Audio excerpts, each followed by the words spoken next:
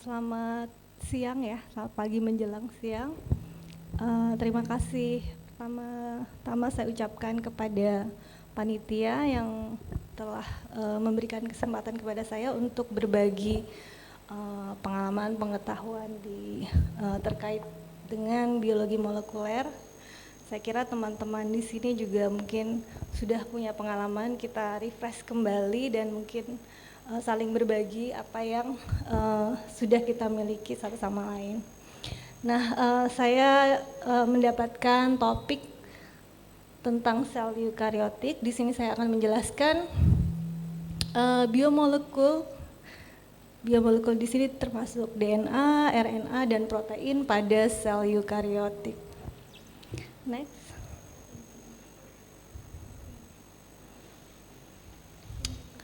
Tadi mungkin sudah dijelaskan sebagian kecil tentang sel eukariotik ya dibandingkan dengan prokariotik. Kalau sel prokariot kita tahu istilah pro itu biasanya belum sempurna. Nah, eukariot itu sel yang lebih sempurna karena dia lebih lengkap, lebih kompleks dibandingkan dengan sel prokariot. Nah, di sini ada perbandingan belahan sel ya, belahan sel yang di sebelah kanan saya ya, prokariot, dan yang sebelah kiri adalah eukariot. Nah, kalau kita lihat gitu ya, prokariot tadi sudah dipaparkan juga oleh Bu Maya, dia lebih simpel, tidak memiliki inti sel. Jadi inti sel itu adalah bagian, kalau yang di sel kariotik dia mengandung materi genetik. Di sel prokariot dia tidak dibungkus apapun, jadi hanya gumpalan-gumpalan supercoil. Gambarannya supercoil mungkin bisa kita bayangkan kabel telepon ya. Kabel telepon itu udah melingkar, dia melingkar lagi dengan sesamanya. Nah, untuk di sel eukariot dia memiliki selubung inti. Jadi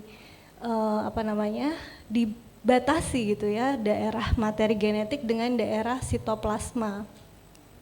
Kemudian juga ada organela dari sel yang juga diselubungi oleh membran. Jadi itu yang mencirikan perbedaan utama dari prokariot dengan eukariot. Lalu kita bisa temukan di eukariot ada retikulum endoplasma, itu tempat terjadinya proses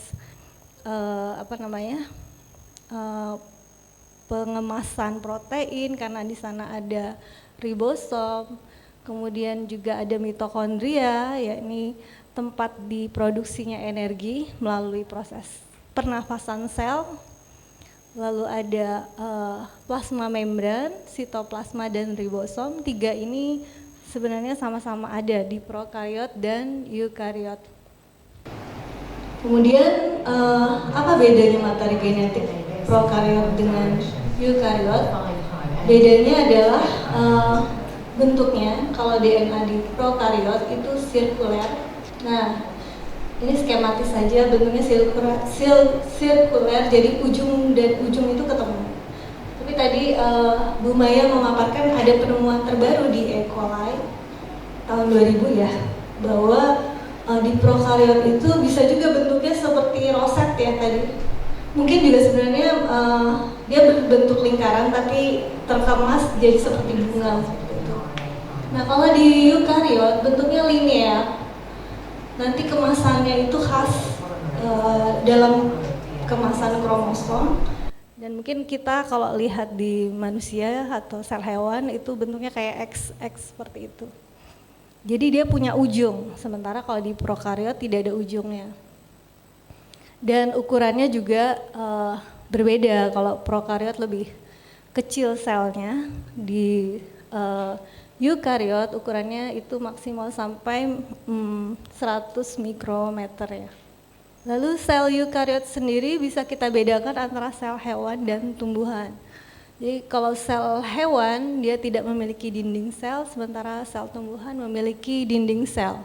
Dan yang jelas hewan atau mamalia seperti kita ya, itu tidak bisa memproduksi klorofil karena kita tidak punya kloroplas, sementara di sel tumbuhan dia memiliki kloroplas. Itu perbedaan yang mendasar di antara dua sel ini. Yang lainnya mungkin banyak saya jelaskan di mana, di handout itu apalagi gitu ya, aparatus yang ada pada sel eukariot bisa kita baca sendiri.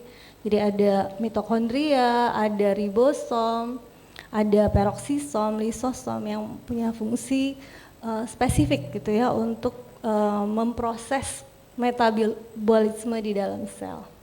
Nah, DNA pada eukariot itu sebenarnya sama dengan prokariot. Bahan baku utamanya senyawa asam nukleat deoksiribosa, dan ini merupakan materi genetik penyimpan seluruh informasi genetika dari makhluk hidup. Jadi dia adalah blueprint dari karakter satu makhluk hidup. Semua catatan bagaimana bentuk makhluk hidup yang akan dihasilkan itu ada di sana, gitu ya. Pada eukariot dia dikemas berbeda gitu ya. Kalau yang tadi supercoil, di eukariot itu diikat oleh protein-protein yang disebut dengan protein histon. Jadi tidak terbebas begitu aja, tapi dia diikat lagi dengan protein-protein tadi yang nantinya akan membentuk lingkaran-lingkaran lebih besar yang menghasilkan kemasan yang disebut dengan kromosom. Nah, bagaimana informasi yang ada di dalam DNA tadi akhirnya nanti menghasilkan suatu sifat pada makhluk hidup? Itu berarti ada suatu proses yang disebut dengan pembacaan kode genetik. Kenapa? Karena informasi tadi bentuknya kode-kode gitu ya, bukan kalimat yang bisa kita pahami gitu ya, tapi bentuknya adalah kode yang memahaminya adalah sel itu sendiri dan proses-proses yang ada di dalamnya. Nah, proses ini yang nantinya melibatkan pembacaan yang nanti tadi kita dengarkan penjelasan Bu Maya, ada yang dikenal dengan namanya dogma sentral dalam biologi molekuler. Ini bagaimana DNA itu akhirnya menghasilkan satu protein melalui proses konversi dari DNA menjadi RNA, lalu akhirnya menghasilkan protein. Nah, di dalam proses yang terjadi di materi genetik makhluk hidup itu ada yang namanya replikasi, tadi udah dijelaskan. Replikasi itu sebenarnya penggandaan, jadi DNA itu punya kemampuan menggandakan diri berlipat-lipat sehingga dia bisa menjadi lebih banyak. Dan itu perlu gitu ya, kenapa? Karena untuk membelah sel itu dia harus menggandakan DNA-nya dulu supaya bisa tetap hidup nanti sel-sel yang baru. Dan kita mungkin bisa bayangkan virus juga seperti itu kan, menggandakan materi genetiknya, dan itulah yang dikenal dengan istilah replikasi. Kemudian yang kedua ada yang namanya proses transkripsi. Bagaimana informasi dari DNA itu diterjemahkan ke dalam bentuk naskah yang lain, kodenya itu pertama dalam bentuk DNA, kemudian dipindahkan ke dalam versi yang disebut dengan RNA. Gitu. Jadi asam nukleat ribonukleotida. Nah ini yang disebut dengan transkripsi. Jadi membentuk transkrip dari kode-kode DNA. Lalu dari proses transkripsi akan dilanjutkan dengan translasi, yakni penerjemahan kode-kode dari transkrip tadi ke dalam bentuk protein. Nanti ini terjadi di dalam ribosom. Jadi proses penyiapan transkrip akan terjadi di dalam inti sel, lalu nanti mRNA, messenger RNA, RNA pembawa pesan gitu ya, itu akan pindah ke luar inti sel dan di dalam ribosom dia akan mencetak protein. Nanti di dalam ribosom itu ada proses translasi yang dibantu oleh RNA transfer. Jadi nanti RNA transfer ini akan membawa komponen-komponen protein yang disebut dengan asam amino. Dia akan menyusun asam amino ini sesuai urutan yang ada pada transkrip RNA. Nah ini penekanan lagi bahwa DNA menyimpan kode dari semua protein dalam sel. Jadi yang membentuk sifat itu sebenarnya protein-protein yang ada di dalam sel. Gitu ya, membentuk sifat makhluk hidup itu adalah protein-protein yang dihasilkan dari hasil kode-kode DNA tadi. Dia nanti akan menjadi template bagi pembentukan pre-mRNA. Jadi mRNA yang belum matang. Nah, untuk mematangkan mRNA ini akan terjadi proses yang dinamakan splicing. Jadi RNA itu ada dua bagian. Yang pertama adalah exon, itu adalah bagian yang mengandung kode penghasil protein. Tapi di eukariot ada bagian lain yang disebut intron. Itu adalah bagian yang tidak akan menghasilkan protein gitu. Tapi dia mungkin berfungsi lain gitu ya untuk meregulasi proses genetika di dalam sel. Ya mungkin nanti penjelasannya bisa lebih lanjut ya, bahwa intron itu bukan sama sekali tidak berfungsi, dia punya fungsi yang masih terus dipelajari sampai saat ini. Nah, jadi mRNA yang matang itu adalah mRNA yang sudah kehilangan intronnya. Proses itu yang akan terjadi di eukariot yang tidak dialami sel prokariot. Seperti itu. Nah, mRNA akan membawa informasi ke ribosom, memproduksi protein, dan nanti mungkin teman-teman familiar dengan istilah gene expression. Ekspresi gen itu adalah proses bagaimana informasi dalam DNA itu dikonversi menjadi produk yang berfungsi, ya, produk fungsional melalui transkripsi dan translasi tadi. Ini mungkin gambaran sekilas. Nanti ada DNA yang bisa bereplikasi dan bisa juga ditranskripsi ya menjadi mRNA. Dan RNA ini nantinya akan berupa single strand. Kalau DNA kan tadi digambarkan double strand, jadi dia berpasangan. Sementara mRNA itu bentuknya tunggal. Ini salah satu bentuk perbedaan dari RNA dan DNA. Dari DNA ke protein, nggak apa-apa nanti saya jelaskan. Ini adalah satu sel hewan gitu ya. Dan di dalam sel hewan itu ada struktur yang dikenal dengan nukleus inti sel tadi, yang di dalamnya nanti mengandung genom, materi genetik dari makhluk hidup. Nah, kalau di dalam manusia ada 23 pasang kromosom. Mungkin teman-teman yang pernah belajar biologi tahu ya, kita ada kromosom X, kromosom Y. Nah, kromosom ini terkemas gitu ya, terkemas dengan susunan histon, protein histon yang melilit DNA, dililit oleh DNA ya. Dan di dalam untaian DNA itu akan kita temukan gen-gen. Ya, ini segmen-segmen yang nantinya akan mengkode protein. Jadi satu gen bisa satu atau beberapa protein yang dia kode. Nah, untuk bisa membaca kode-kode DNA tadi, nanti akan ada proses penempelan RNA polimerase ke benang DNA dan membuka pilinannya, lalu mencetak mRNA. Itu ya, mencarikan pasangan dari DNA template-nya membentuk RNA yang disebut dengan messenger RNA atau RNA pembawa pesan. Jadi isinya adalah transkrip dari kode-kode DNA. Nah, dia diproses tadi ya, dihilangkan intronnya karena itu tidak mengandung informasi protein, lalu bergerak keluar dari nukleus, masuk ke sitoplasma. Itu cairan di ruang sel yang nantinya akan bertemu dengan ribosom di sana. Disebut dengan pabrik protein ya. Dia akan mengikat mRNA dan dia membaca kode-kode yang ada pada RNA tadi setiap 3 basa. Karena kan urutannya adalah basa ya di sana, dan kemudian akan datang transfer RNA atau RNA transfer yang membawa amino asid, asam amino sesuai dengan kode-kode tadi. Jadi setiap 3 basa ada satu asam amino. Akan susun terus gitu ya hingga membentuk polipeptida, istilahnya untaian rantai protein yang belum dia dikemas itu disebutnya polipeptida. Nah, begitu asam amino nanti membentuk rantai gitu ya, dia akan melipat gitu ya. Rantai ini akan melipat dengan proses yang ada di dalam sel menghasilkan protein yang nantinya akan berfungsi baik untuk menyusun dinding sel misalnya ya, membentuk struktur sel maupun untuk menjalankan proses-proses. Dia kan bisa sebagai enzim nantinya yang termasuk RNA polimerase itu juga adalah protein gitu.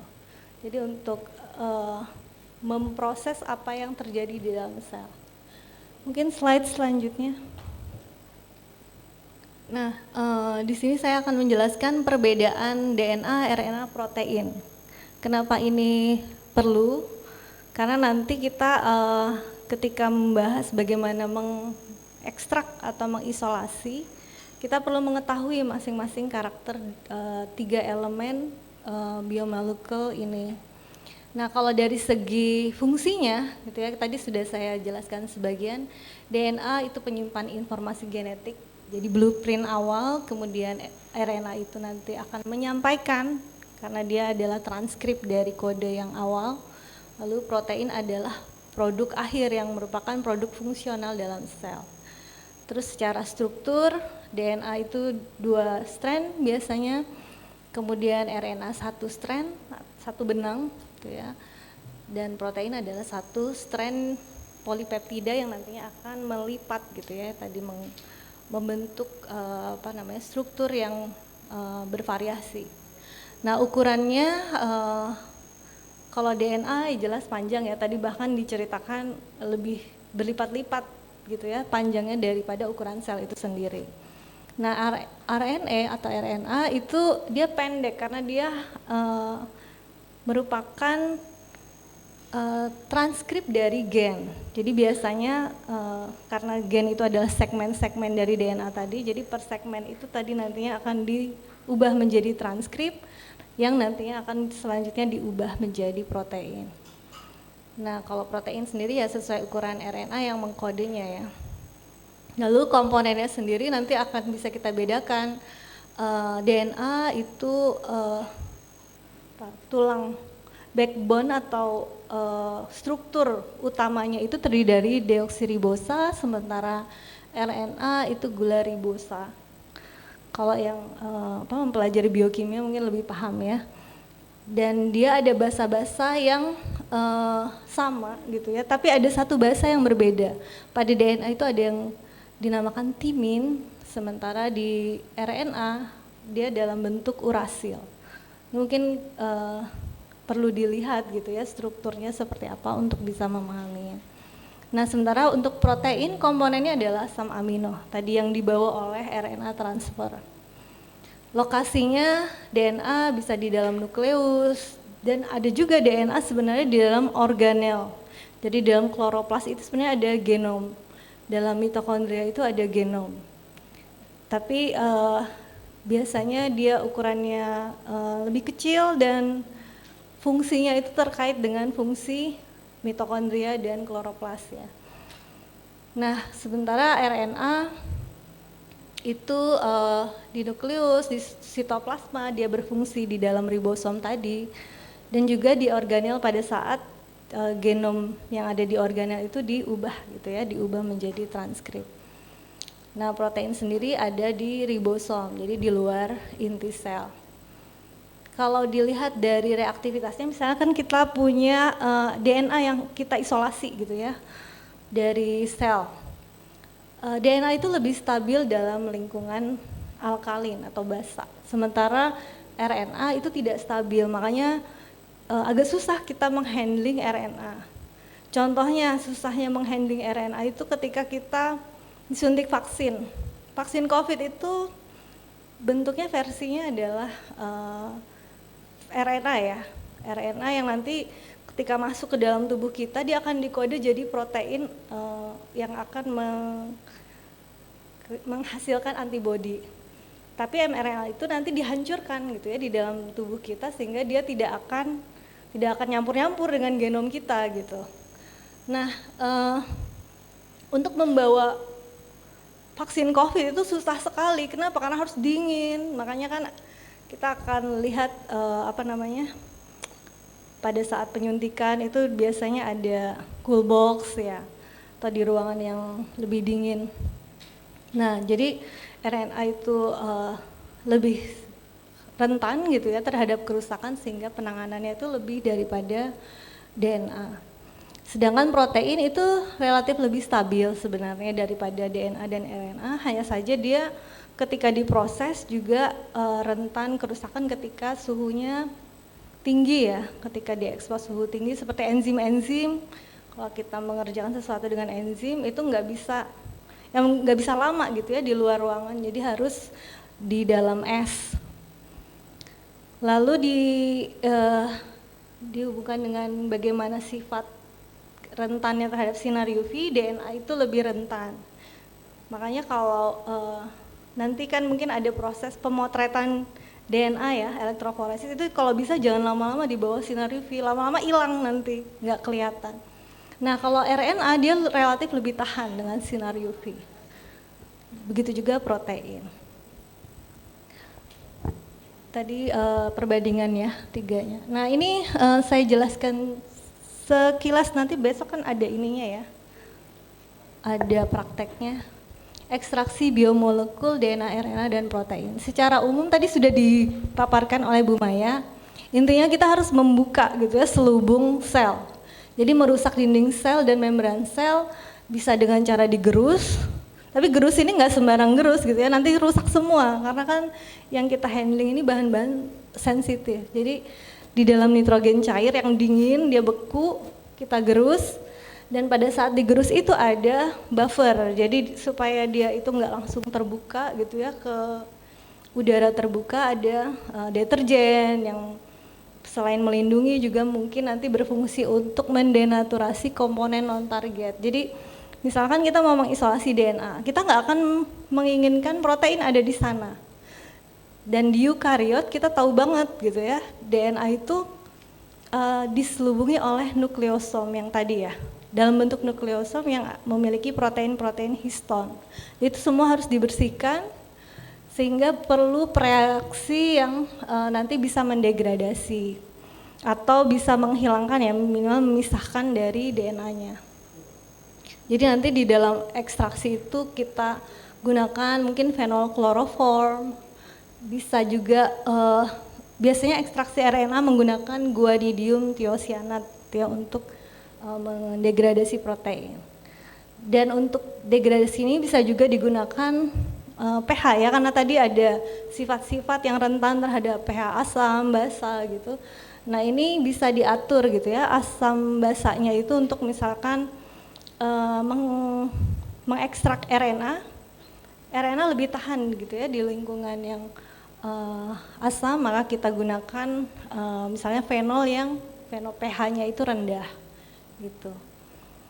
Lalu setelah kita pisahkan gitu ya, kita juga setelah kita gunakan denaturan kita pisahkan gitu ya. Dipisahkan larutan yang isinya campuran tadi yang buangannya gitu yang tidak kita inginkan dengan target kita. Itu dengan cara apa? Dengan dispin, disentrifugasi. Sistemnya itu mungkin bayangan yang kalau belum pernah menggunakan centrifuge ya kayak mesin cuci gitu ya, airnya dibuang terus nggak diharapkan pakaiannya kering ya. Nah spin itu nanti memisahkan gitu ya berdasarkan berat molekul, berdasarkan fase juga, jadi kita gunakan cairan yang berbeda fase air gitu ya dengan fase organik. Nanti biasanya fase organik itu akan mengikat protein-protein yang tadi sudah terdenaturasi. Ada campuran fenol kloroform juga yang ini nanti fungsinya selain denaturasi juga tadi benar-benar memisahkan antara air dan fase organiknya supaya kita bisa ngangkat dengan mudah materi genetik yang kita pisahkan. Kemudian nanti setelah kita dapat tuh kita presipitasi karena kan dia masih larut di dalam air ya. Supaya dia bisa kelihatan benang-benangnya, itu kita tambahkan larutan yang berfungsi untuk mempresipitasi, mengendapkan. Bisa dengan etanol 96% atau isopropanol. Gitu. Setelah kita dapat endapannya, kita cuci karena di situ pasti ada garam-garam karena kita gunakan bermacam reagen ya. Tempelan-tempelan garam itu harus dicuci. Biasanya bentuknya putih kan, putih di dalam endapan itu. Kalau saya suka merendamnya itu 1 hari 1 malam, jadi nanti bisa dihasilkan endapan yang jernih ya, kalau bisa bening gitu kelihatannya. Nah Lalu hasilnya nanti akan disimpan di dalam buffer karena untuk mempertahankan kestabilannya dia perlu lingkungan yang sesuai gitu ya untuk menjaga supaya tidak reaktif. Dan kalau protein nanti berbeda gitu ya buffernya dengan asam nukleat. Bisa juga di akhir kita treatment dengan enzim-enzim yang mencegah adanya pendegradasi. Misalnya kalau DNA berarti kita tambahkan RNase untuk mencegah adanya RNA gitu ya di situ atau mencegah adanya pendegradasi DNA seperti itu. Jadi ada nuklease inhibitor di sana. Mungkin itu besok mungkin bisa lebih clear ya kalau pas sudah praktek. Selanjutnya. Udah ya. Nah, itu tadi secara umum. Nah, saat ini kita sebenarnya dimudahkan dengan adanya kit-kit komersial. Kit komersial itu maksudnya gini, paket untuk ekstraksi DNA mulai dari disposable, mulai dari perlengkapan sampai reagen itu disiapkan gitu ya. Kita tinggal beli udah siap pakai dan lebih cepat pengerjaannya daripada kita mencampur-campur sendiri larutan. Tapi ini relatif lebih mahal karena bahan-bahannya juga berbeda gitu ya. Ini salah satu contoh. Jadi kit itu bisa dalam bentuk solid phase itu dengan diekstrak menggunakan fase solid ya untuk mengambil DNA atau RNA atau protein. Bisa juga dengan sistem larutan tadi. Nah ini yang saya contohkan adalah yang dengan solid phase. Jadi dia menggunakan kolom yang punya matriks. Itu mungkin besok bisa kita lihat ada contoh kolom. Kemudian ada matriks yang nanti dia bisa mengikat DNA, RNA atau protein. Nanti tergantung bahan dari matriks itu dia mengandung apa gitu ya. Kalau untuk protein mungkin dia punya semacam probe yang bisa mengikat gitu ya, mengikat protein tertentu. Misalnya kita mau mengisolasi histidin seperti itu. Nah, jadi dengan matriks ini kita lewatkan gitu ya, sampel kita centrifuge, DNA, RNA atau protein itu akan menempel di matriks, buangannya gitu ya. Buangannya itu yang nanti kalau misalkan kita ekstrak DNA, yang akan ada di dalam buangan itu protein dan RNA berarti kan. Itu masih bisa diekstrak lagi gitu ya dengan kolom yang khusus untuk RNA. Ini salah satu contoh, cuma saya tidak sebutkan produsennya ya. Tapi bisa ada berbagai macam sistem ekstraksi dengan menggunakan kit sebenarnya.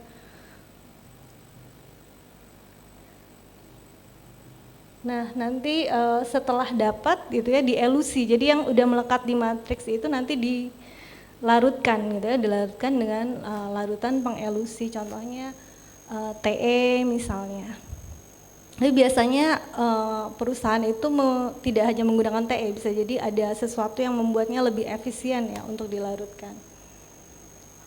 Kita kenal istilahnya elution buffer. Selanjutnya. Nah, untuk dianalisis setelah kita dapat DNA, biasanya kita bisa menganalisisnya secara kualitatif tadi seperti yang dipaparkan. Jadi kita lihat gitu ya, apakah DNA, RNA atau protein yang kita miliki itu bentuknya utuh atau hancur gitu ya. Karena kalau dia terdegradasi, nanti kita tidak akan dapatkan gambaran yang utuh. Ini contoh gambaran yang utuh itu seperti ini. Jadi kita jalankan ke dalam mesin elektroforesis, dimasukkan ke dalam agarose gel. Agarose gel itu gel yang kita cetak gitu ya. Kita cetak, dia mengandung pori-pori sekitar 100 sampai 500 nanometer. Nanti asam nukleat itu akan bergerak dari muatan negatif ke positif. Kenapa? Karena asam nukleat itu muatannya negatif, jadi dia menuju ke anoda atau positif. Nah, kalau misalkan DNA itu terdegradasi, akan kita lihat gambaran yang seperti ini.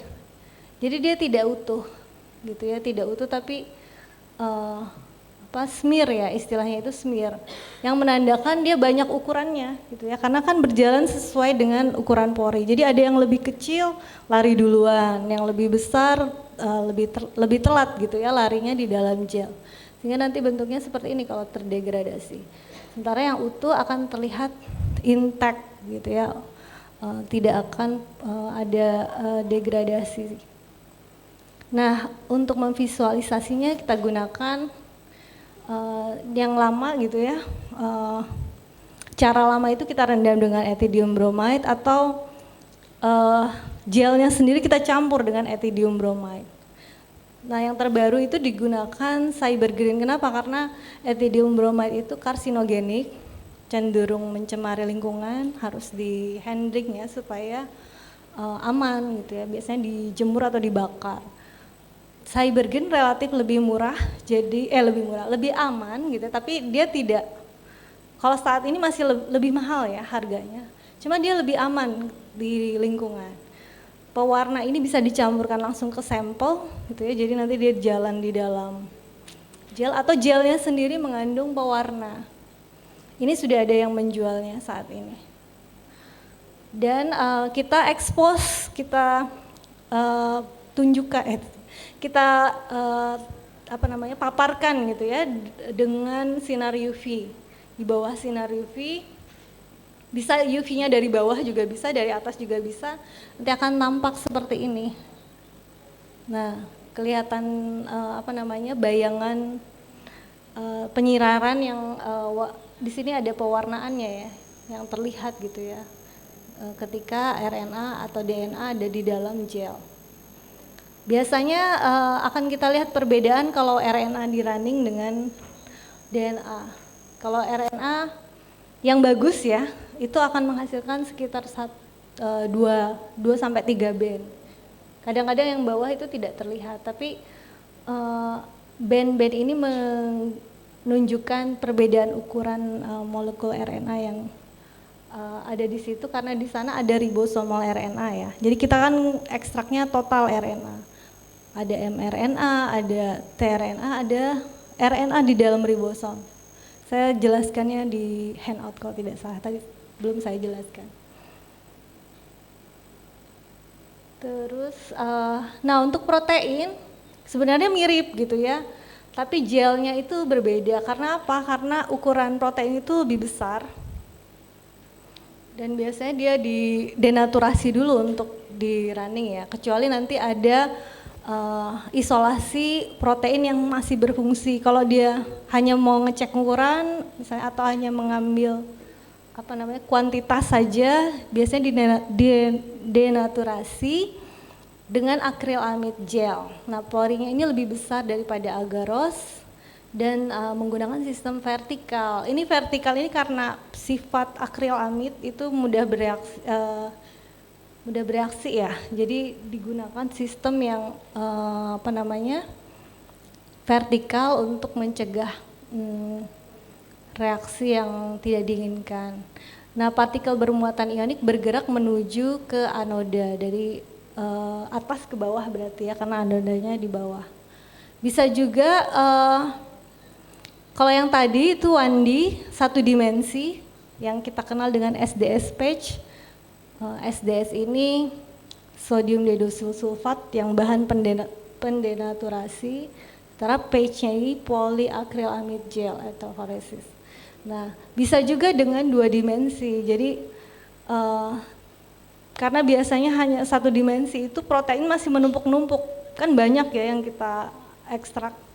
Untuk memisahkan lebih detail lagi, gitu ya, dipisahkan berdasarkan titik isoelektrik dulu. Jadi berdasarkan pH, gitu ya, di running dengan 1 pH sehingga dia terpisah-pisah berdasarkan titik isoelektriknya, lalu di running dengan prinsip ukuran, gitu ya, ukuran molekulernya.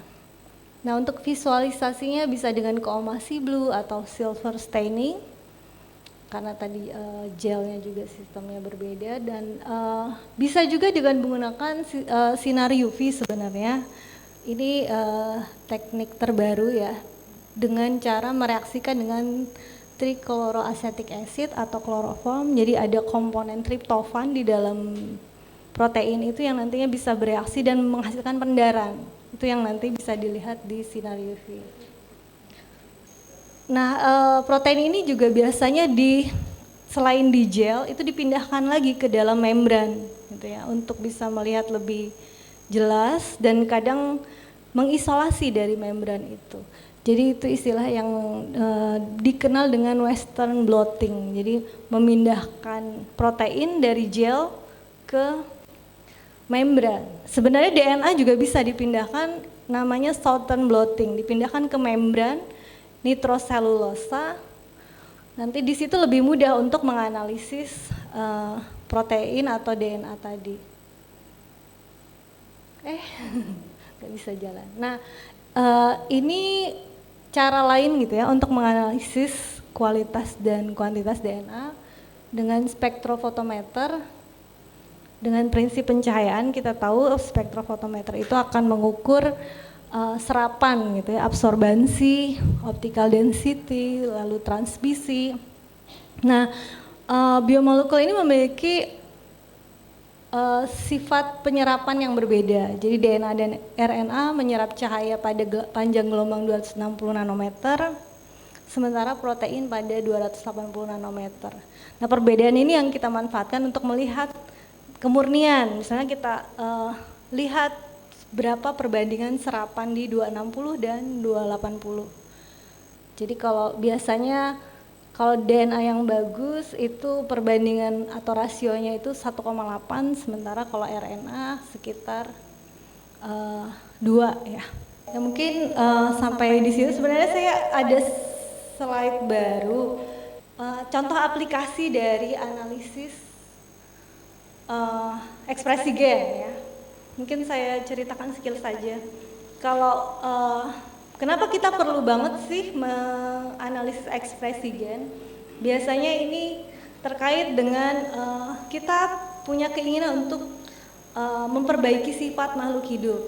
Contohnya tanaman atau mungkin manusia, itu ekstrim ya. Manusia agak repot karena nanti berkaitan dengan etika. Contohnya yang kemarin itu ada CRISPR-Cas dengan bayi yang nantinya tidak akan terkena HIV katanya. Itu yang di Cina kemarin sempat kontroversi sampai penelitinya ditangkap ya. Nah, ya merubah sifat makhluk atau memperbaiki sifatnya itu adalah salah satu target dari rekayasa genetika. Jadi biasanya ketika kita merekayasa, kita harus tahu dulu mana faktor yang mengontrol sifat makhluk hidup, yaitu gennya kan. Nah, jadi kita harus menemukan gen apa yang mempengaruhi sifat tersebut. Misalnya tinggi tanaman, ada tanaman padi yang tinggi-tinggi gitu ya, ada tanaman yang pendek-pendek. Kenapa bisa berbeda seperti itu? Ada tanaman yang bisa ditanam di gunung, ada yang hanya bisa di tanah terendam ya. Terus mungkin salah satu contoh yang terkenal itu sebenarnya revolusi hijau, Green Revolution. Itu bagaimana peneliti pada masa lalu menemukan gandum gitu ya. Gandum itu awalnya tinggi-tinggi sekali. Ya sama kayak padi-padi hutan kita itu kebanyakan tinggi-tinggi kan. Tapi itu memiliki problem. Pertama dia tumbuhnya lebih ke atas, tidak menyamping. Hasilnya itu sedikit dan dia mudah rebah gitu ya, mudah rebah, kena angin. Jadi ditemukan gitu ya, akhirnya ditemukan dari hasil persilangan dan sebagainya, ditemukan padi yang akhirnya bisa pendek dan banyak anaknya. Hasilnya kan lebih banyak dan lebih gampang mengurusnya karena dia pendek, nggak rebah-rebah kesana kemari.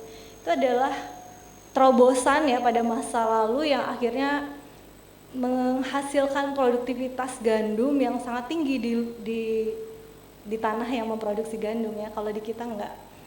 Nah itu diketahui akhirnya gen apa yang mengontrolnya. Gennya disebut dengan RHT, reduce height. Membuat tanaman itu semi dwarf, kerdil tapi tidak kerdil banget. Nah, gen itu nanti yang akan bisa dimanfaatkan untuk misalnya dimutasikan gitu ya, sehingga tanaman yang biasanya tinggi menjadi berukuran sesuai keinginan kita.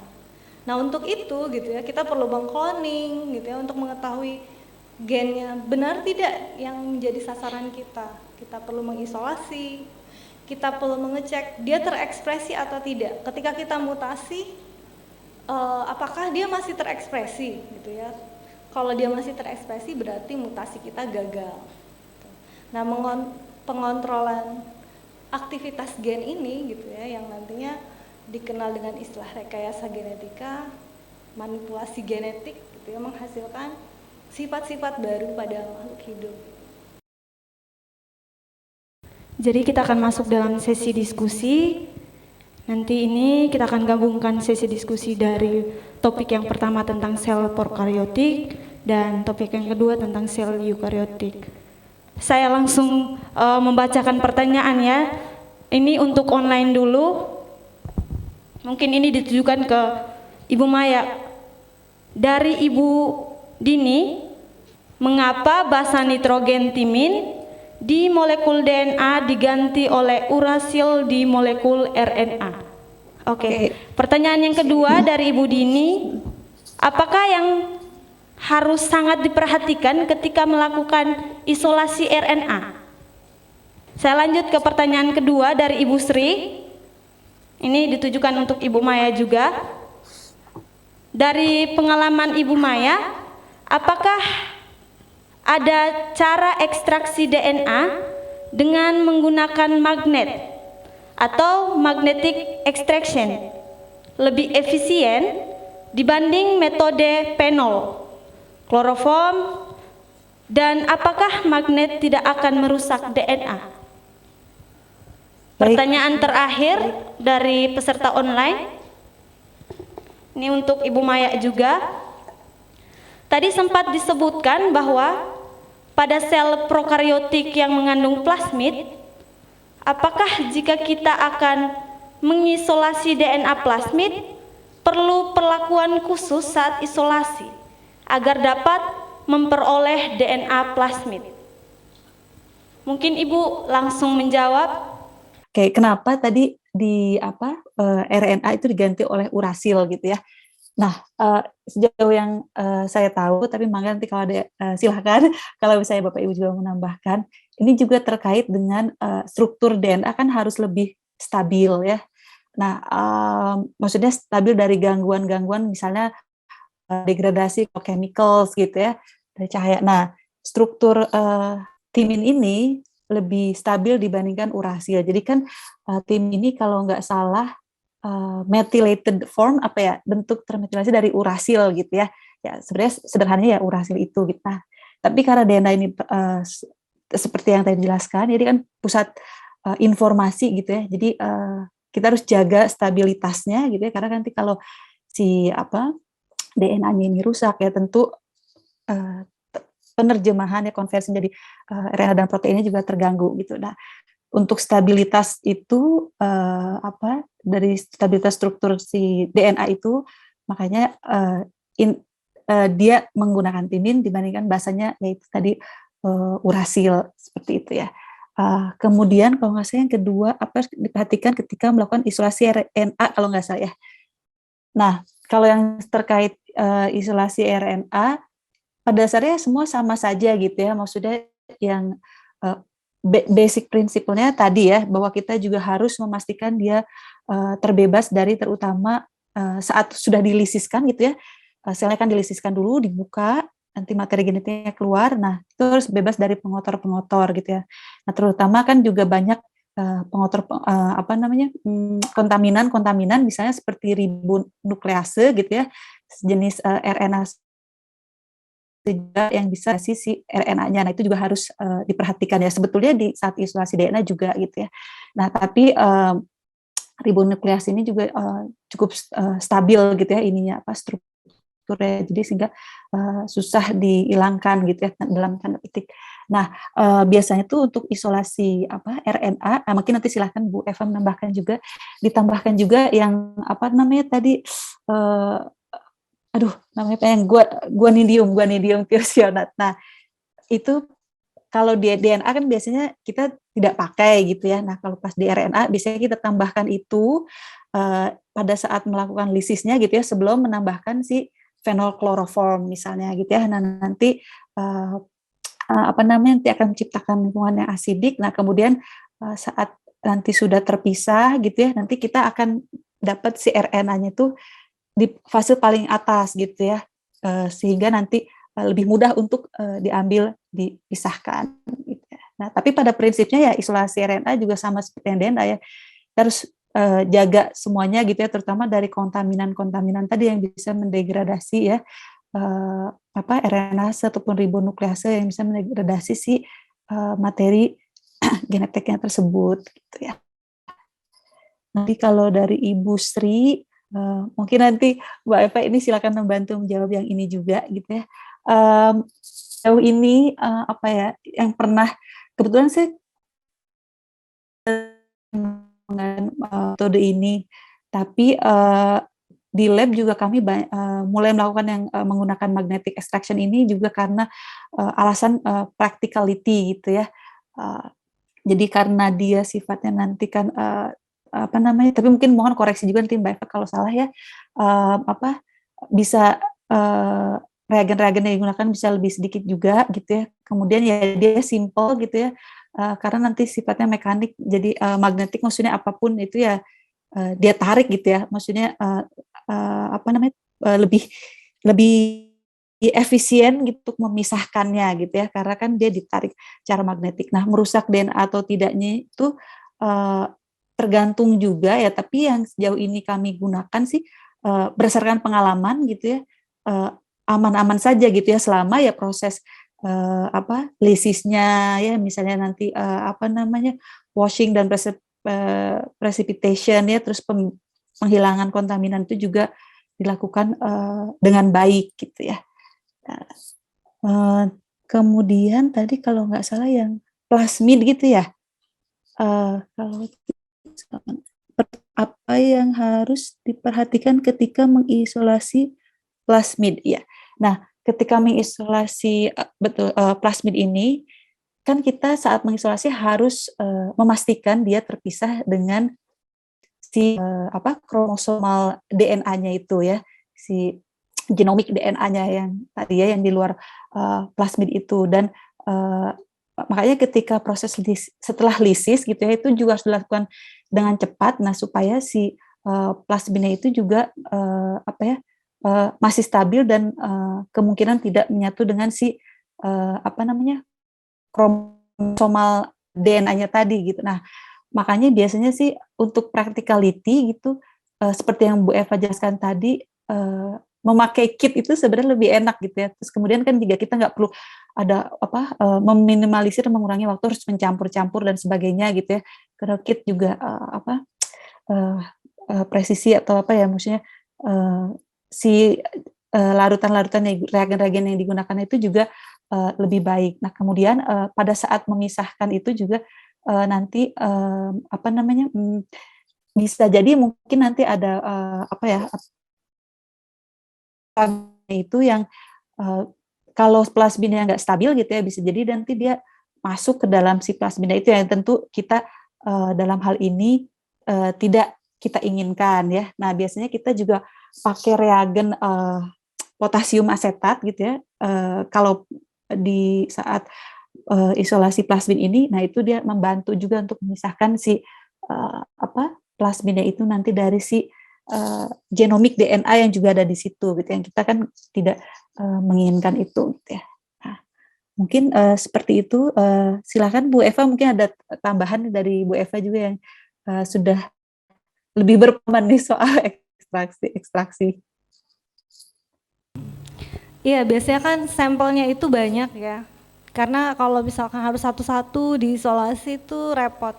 Nah, alat-alat yang memudahkan kita untuk ekstraksi dalam jumlah banyak itu ada gitu ya, kayak robot, sistem robot gitu. Jadi dia ada sekitar 96 well atau bahkan lebih mungkin ya. Nah itu nanti di dalamnya ada kelereng-kelereng yang sebenarnya punya magnet di situ. Kelereng ini nanti bergerak dengan jadi bergerak menggerus gitu ya, membantu kita menggerus itu dengan kekuatan magnet tadi. Kenapa? Karena di bawahnya ada medan magnet yang kita hubungkan dengan aliran listrik. Jadi nanti dia yang menggerus bukan kita, karena biasanya kan kalau manual kita yang menggerus sendiri ya.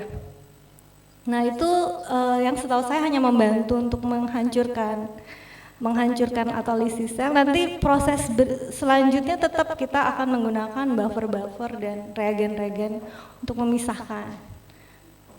Nah kalau yang misalnya hanya ada magnet yang semata-mata untuk menarik DNA, saya belum tahu ya apakah memang ada kit yang menyebabkan nanti DNA menempel kemudian tidak perlu melakukan proses-proses selanjutnya. Itu saya belum pernah dengar, tapi yang setahu saya namanya magnetic beads itu digunakan untuk membantu lysis. Jadi nanti kalau misalkan ada kesempatan untuk melihat-lihat, kalau di BRIN itu ada di lab saya. Jadi mesinnya itu mesin untuk melisiskan sel. Jadi bentuknya dia bisa mengocok juga, bisa juga untuk mengaduk ya, bahkan dengan gerakan beads itu dia bisa untuk mengaduk campuran ekstraksi kita, karena kan nanti biasanya perlu digini-giniin. Cuma kalau kita ekstraksi banyak itu kan repot ya satu-satu. Nah itu sekaligus banyak dia menggerakkan. Nanti kita tetap melakukan pipetting, mengangkat supernatan. Tapi kalau dengan teknologi modern itu ada yang namanya robot. Jadi pipetnya banyak, pipet tipsnya banyak gitu ya. Nanti dia melakukan sendiri, kita tinggal mengontrol dari komputer. Itu sudah, kalau di negara-negara maju itu sudah berlaku. Makanya mereka kalau ekstraksi untuk analisis COVID itu nggak kayak kita gitu ya, bisa berhari-hari hasilnya. Mereka bisa ribuan sekali jalan. Ya, mungkin itu ya tambahannya. Yang lain saya rasa cukup sih dari Bu Maya.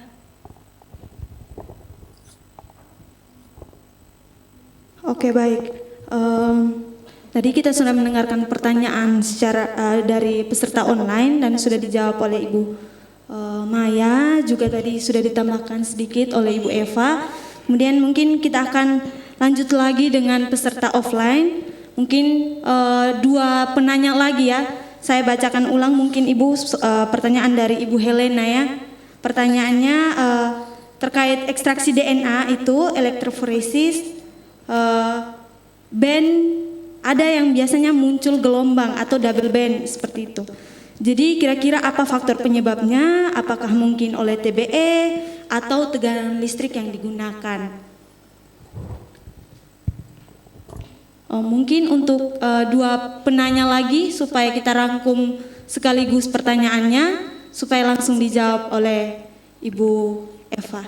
Iya, ini mungkin saya perlu konfirmasi dulu, yang di running itu hanya DNA total genom gitu ya, hasil ekstraksi, atau dia hasil PCR?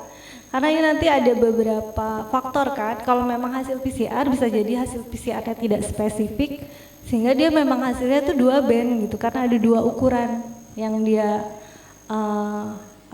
yang dia tampilkan. Atau dia hasil isolasi genom. Nah itu bisa juga karena gelnya. Jadi kadang kan pada saat kita membuat gel itu, perhatikan deh, gel itu kadang ada yang nggak rata karena terlalu dingin pada saat menuang. Jadi dia nggak homogen gitu. Akhirnya gelombang-gelombang gitu ya hasilnya. Terus ya bisa jadi muncul 2 band itu kadang juga atas bawah itu nggak sama gitu. Jadi yang bawah jalan duluan, yang atas belakangan, karena tadi nggak homogen gelnya. Bisa karena itu. Baik Bu, terima kasih. Biasanya permasalahan lebih besarnya itu pada saat awal untuk ekstraksi genomnya. Kalau PCR-nya itu aman karena dia pakai primernya spesifik. Iya. Mungkin diperhatikan gelnya aja gitu ya, kalau misalkan sudah homogen harusnya sih nggak sampai double ya.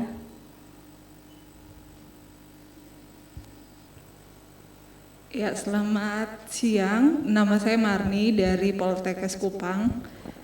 Yang ingin saya tanyakan, mungkin ini agak sedikit, tapi masih berhubungan dengan materi yang disampaikan tentang terapi gen. Jadi saya membaca atau mendengarkan informasi mengenai terapi gen, tapi belum paham secara mendetail sebenarnya terapi gen itu seperti apa, Ibu. Maksudnya yang saya dengarkan informasinya adalah terapi gen itu adalah suatu kayak semacam tindakan yang dilakukan untuk menekan ekspresi dari suatu gen dengan berbagai macam tujuan. Misalnya salah satunya untuk terapi penyakit tertentu. Nah, dalam terapi gen, kalau misalnya bisa diberikan informasinya, dalam terapi gen itu sebenarnya untuk menekan ekspresi suatu gen itu seperti apa? Maksudnya prosedur atau cara yang dilakukan dalam terapi gen, mungkin Ibu pemateri pertama dan kedua bisa memberikan pemahaman yang lebih baik tentang itu. Terima kasih. Ya, terima kasih Ibu. Mungkin sedikit bertanya. Kami kan di Balai Karantina, nama saya Desi dari Karantina Pertanian Kupang. Kebetulan kami kemarin mendapatkan alat qPCR. Kemudian kami sudah melakukan pengujian PCR. Namun yang saya tanyakan adalah ketika kami melakukan ekstraksi, apakah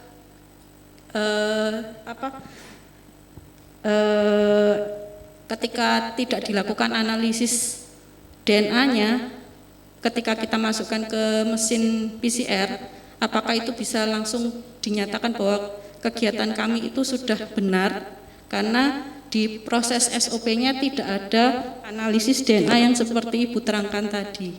Mungkin bisa Ibu terangkan bagaimana kami mengantisipasi bahwa kegiatan kami sudah benar ataukah ada yang harus kami perbaiki karena di SOP-nya tidak ada analisis DNA-nya. Mungkin itu. Terima kasih. Oke, sembari menunggu Ibu Maya, mungkin langsung dijawab oleh Ibu Eva ya. Pertanyaan yang pertama terkait terapi gen itu saya sendiri belum, mungkin pernah dengar tapi tidak saya detaili ya. Dan bisa jadi itu juga hanya istilah gitu sebenarnya. Itu adalah pengobatan, cuman mereka mengambil istilah terapi gen untuk membuat itu lebih menarik gitu ya, lebih kelihatan apa istilahnya, modern. Nah, terkait tadi menekan ekspresi gen, memang akan ada banyak faktor yang bisa menekan ekspresi gen, karena kan ekspresi gen itu nanti tergantung respon sel juga terhadap lingkungan. Jadi ketika sel mengalami stres gitu ya, itu sel bisa berubah ekspresinya, merubah tadi ya, apakah dia mengekspresikan gen tertentu lebih banyak atau lebih sedikit, itu bisa dipengaruhi oleh faktor-faktor lingkungan, bisa juga dipengaruhi oleh fase pertumbuhan. Misalkan dia di dalam ekspresi di jaringan yang berbeda, itu bisa berbeda gitu. Kenapa? Karena perintah yang dia dapatkan itu berbeda, misalnya di mata dengan di telinga gitu ya. Atau kalau di tanaman, di akar dengan di daun, itu perintahnya berbeda. Sama-sama plastid tahu dia sebenarnya kloroplas ya. Tapi kalau plastid itu tidak berwarna, di akar dia tidak akan berwarna jadinya, atau mungkin berwarna sesuai dengan misalnya kalau wortel jadinya orange gitu ya.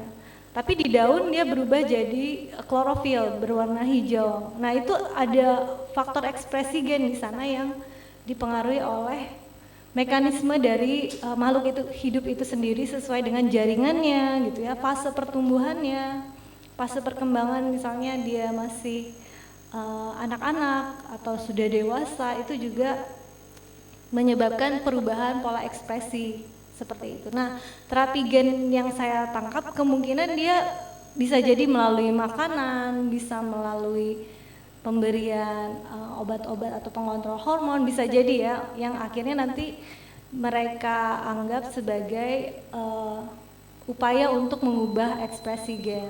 Tapi saya detailnya itu terus terang belum pernah melihat lebih jauh ya. Nah, untuk yang tadi pertanyaan yang kedua terkait dengan prosedur yang ada di karantina ya, itu untuk mengecek keberadaan mikroba atau apa, virus dari misalkan tanaman gitu ya, sampel dari sampel. Sebenarnya kalau qPCR sendiri gitu ya, atau PCR gitu ya, setelah kita isolasi dan kita yakin kita akan mendapatkan DNA-nya, karena itu sudah sesuatu yang rutin kita kerjakan dan pasti dapat gitu. Itu memang kita seringkali tidak membutuhkan misalkan harus cek dulu kualitas DNA-nya. Tidak perlu cek berapa konsentrasinya, tidak perlu cek kemurniannya, karena biasanya mudah gitu, misalnya ya, jadi kalau memang itu sesuatu yang kita biasa mengerjakan dan kita tahu akan dapat, dan yang paling membuktikan kalau kita memang dapat itu ya hasil PCR itu sendiri. Jadi kalau memang kita dapat hasilnya, ya berarti memang DNA itu ada gitu di situ. Nah, beda kalau akhirnya kita tidak mendapatkan hasil. Nah, itu kan kita harus cek gitu. Kenapa nggak dapat hasil? Apakah karena jangan-jangan DNA-nya rusak yang kita isolasi, sehingga gen itu nggak kebaca gitu. Nah, itu yang akhirnya membuat kita harus kembali ke belakang, melihat lagi benar tidak proses yang kita lakukan. Tapi analisis kuantitatif dan kualitatif tadi akan berperan gitu ya ketika kita gagal gitu ya, mengalami masalah. Tapi kalau tidak, mau langsung di running juga tidak apa-apa gitu. Ketika kita running itu kan ada NTC ya Bu. NTC itu kan tidak ada gennya. Yeah. Nah, sedangkan di kontrol positif atau kontrol negatif dan sampel itu kan ada DNA-nya. Kontrol negatif tidak ada ya. Ketika kita nyalakan, kita print out, kita ketahui hasilnya, itu kan ada garis dari warna-warna dari masing-masing sampelnya. Nah, apakah ketika DNA-nya waktu kita ekstraksi sampel itu rusak itu dinyatakan ketika tidak terlihat garis itu, ataukah garisnya di bawah ataukah bagaimana bentuknya? Mungkin itu. Kenapa? Iya, kurva amplifikasinya itu bentukannya di bawahnya NTC atau di atasnya NTC, atau tidak terbaca di gambarnya atau bagaimana? Iya, itu kan ketika tidak teramplifikasi, selama kita sudah melakukan dengan benar prosedurnya, bisa jadi ya memang karena tidak ada virusnya seperti itu. Asal kontrol-kontrolnya berjalan ya, bukan karena reaksinya memang nggak jalan. Misalnya kontrol positif tidak jalan, ya berarti ini reaksinya tidak jalan gitu. Ada mungkin kadaluarsa reagennya atau gimana. Seperti itu. Iya, pakai kontrol. Termasuk kalau misalnya dia muncul, tapi kontrol negatif muncul, berarti ada kontaminasi. Hasilnya juga nggak bisa dipercaya berarti. Terima kasih Bu. Sama-sama.